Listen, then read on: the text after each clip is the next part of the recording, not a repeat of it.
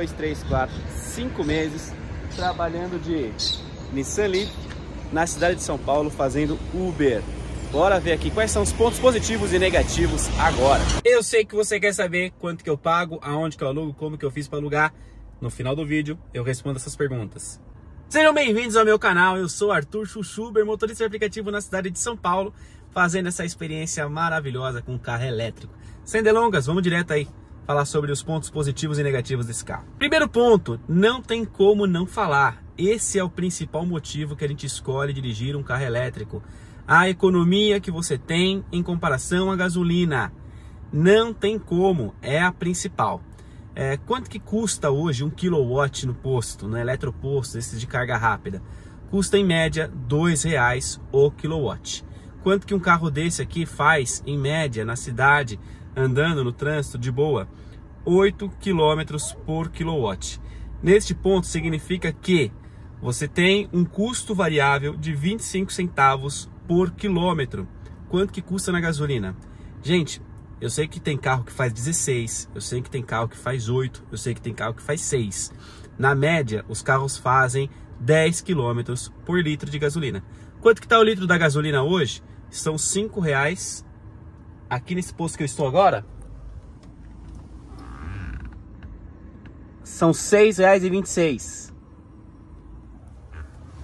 Tudo bem, eu estou num posto aqui da Moca, não é dos mais baratos, em média aqui em São Paulo está na casa dos R$5,20, R$5,30. Significa que o custo por quilômetro de um carro a combustão fica na faixa dos 53 centavos por quilômetro. Então, só nisso, comparação aqui direta de um eletroposto pagando R$2, de um combustível médio em São Paulo, já são mais de 50% de economia. Se eu colocar nessa conta ainda que nem sempre você carrega no eletroposto, às vezes você carrega em casa, custo por quilowatt em casa é de 83 centavos. Às vezes você carrega num supermercado, num shopping que você já está lá, que já reduz a 0. Quando você também pode carregar num carregador lento, que tem alguns em cidades de São Paulo, você vai pagar aí R$1,40 o quilowatt. Então, fazendo pela média maior, comparando com a média de combustível, a economia já fica mais de 50%. Só aí a gente já salva uns R$1.200 mensais de despesa, né? Segundo ponto positivo, óbvio, os carros aqui em São Paulo, eles têm que respeitar a questão do rodízio, mas elétricos e híbridos são isentos do rodízio. Significa que você pode rodar na cidade sem tomar uma multa. Lembrando, para você conseguir receber chamadas dentro do horário do rodízio, dentro da zona de rodízio, você tem que agendar lá na Uber para conseguir fazer a liberação da sua placa. Senão você não recebe chamadas dentro da zona de rodízio na hora do rodízio pelo aplicativo da Uber. Então significa que você ganha um dia a mais de faturamento durante a semana, no faturamento adequado, né? Se você não trabalhar dentro da zona de rodízio em São Paulo, geralmente o ganho por quilômetro é menor. É onde bate dinâmico, é onde a Uber oferece os turbos e etc. O terceiro ponto, eu gosto. Tem muita gente que ignora esse ponto, mas eu gosto. É muita tecnologia que tem nesse carro, né? Eu vou deixar aqui agora rapidinho um pouquinho das coisas que tem nesse carro que me agrada muito. Bom, vamos lá. Esse daqui é o painel, né? Vamos pelo básico que todo carro tem, né? Direção, esse aqui é uma direção elétrica. Ele não é um câmbio automático, né? Ele é um joystick que vai para frente e vai para trás e não tem passagem de marcha. Ele tem aqui, gente, uma câmera 360 graus, muito fiel. Você não vai errar se você prestar bastante atenção nela. Ele tem também câmera de meio fio, você consegue prestar atenção. Essa aqui é a câmera de ré. E ele tem também uma câmera frontal que não vai ligar porque eu tô com o carro desligado agora. Ar-condicionado climatizado, você consegue escolher aqui a temperatura que você quer colocar no carro. Não é só ar frio ou ar quente. Vocês viram esse botãozinho aqui, ó? Olha que delícia. Isso aqui é aquecedor de banco. Fica aqui, frio não passei não, o bumbum tava sempre quentinho, né? O mesmo dos passageiros, hein? Ele tem aqui também o rebate dos retrovisores, ajuste elétrico dos retrovisores. Você consegue controlar todas as janelas do carro, consegue travar os vidros elétricos da parte traseira, consegue travar também as portas para ninguém abrir a hora que você não quer, né? Aquela hora que você tá no meio da rua e o passageiro quer abrir a porta para te levar a porta embora? Aqui não acontece isso. Tem ali também o sensor de pressão dos pneus, sinal que tem um ali, ó, tá precisando dar uma calibrada, né? Você consegue ativar e desativar todos os sinais de alerta aqui, tanto os frontais quanto laterais, quanto de faixa. Ele também tem um sensor no volante de faixa, os pontos cegos também, tudo tem algum apitinho para te avisar, né? Tem também um sonzinho bacana, hein? Deixa eu ver se eu consigo mostrar.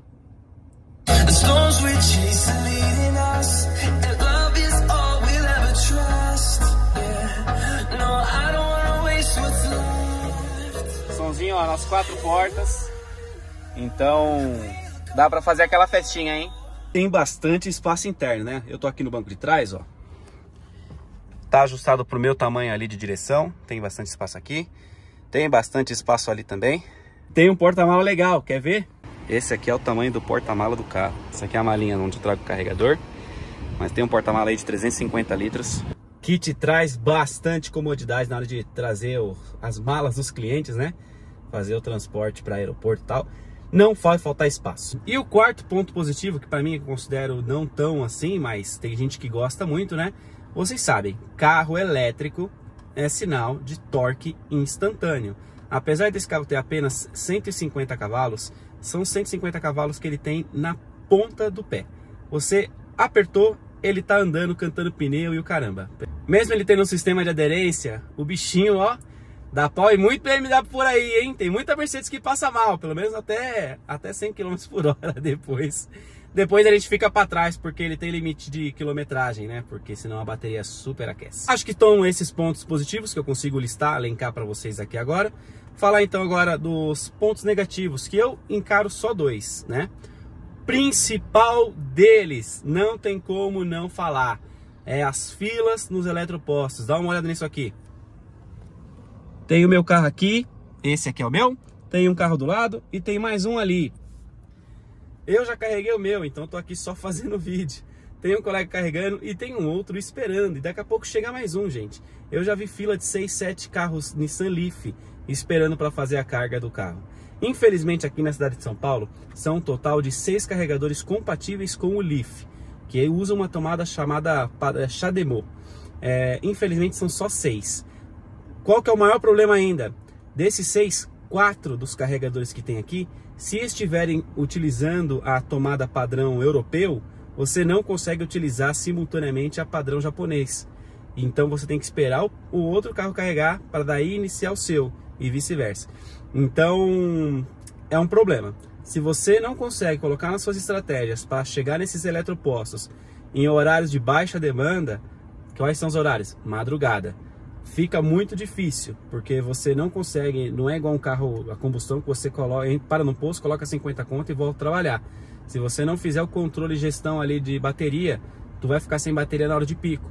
Então tem que ter muita atenção. Infelizmente isso é um ponto negativo. Filas de eletropostos e poucas opções de eletropostos. E o segundo, já também linkado nisso, né? A autonomia desse carro são 250 km.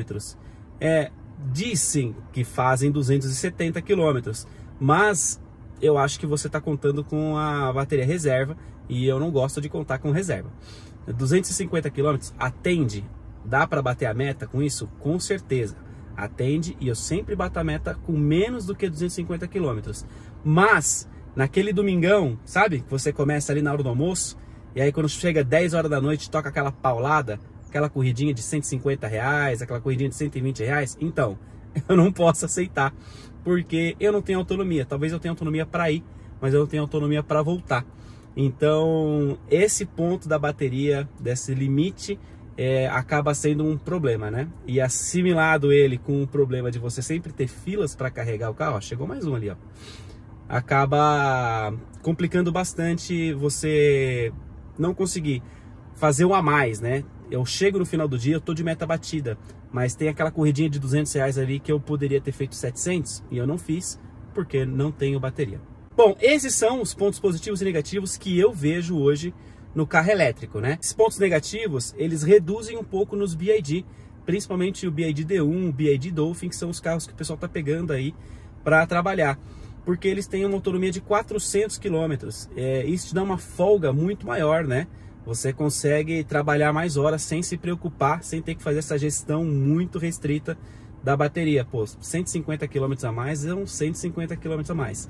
Então eles acabam tendo vantagem nesse ponto. Ponto negativo do BYD é a carga também. Os postos aqui em São Paulo, de modo geral, a maioria deles tem uma limitação até 60 kWh de potência ali que ele coloca na bateria. Isso significa que para carregar 100% da bateria do BYD, ele demora mais. Se você conseguir pegar os eletropostos que carregam a 100, 200 kW, porra, maravilha, vai carregar mais rápido até do que esse Nissan Leaf aqui. Bom, pessoal, eu acho que são esses os pontos que eu tinha para falar sobre os carros elétricos, da experiência que eu tô tendo, né, principalmente com esse Nissan Leaf que eu estou utilizando. E para dizer, vale a pena? Vale muito a pena. Eu gosto muito, dificilmente eu volto para um carro a combustão, principalmente quando for falar de trabalho.